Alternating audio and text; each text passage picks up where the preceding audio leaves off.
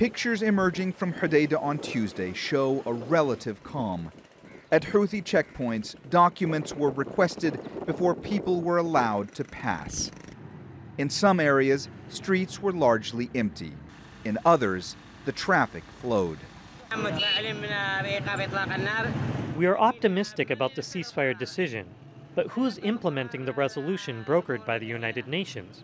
Who is implementing the decisions taken during the Sweden negotiations?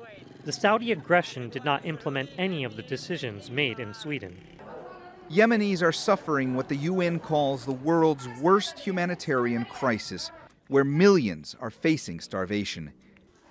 Aid workers say the situation remains desperate around Hodeidah, the main gateway for 80% of much-needed food and humanitarian aid.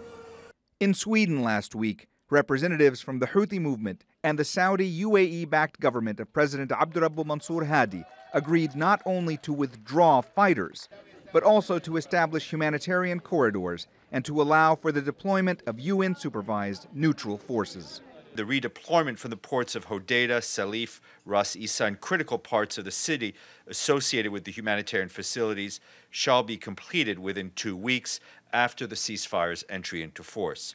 The full mutual redeployment of all forces from the city of Hodeidah and the ports of Hodeidah, Salif, and Ras Isa shall be completed within a maximum period of 21 days after the ceasefire enters into force. It is the responsibility of the parties to fulfill the agreement.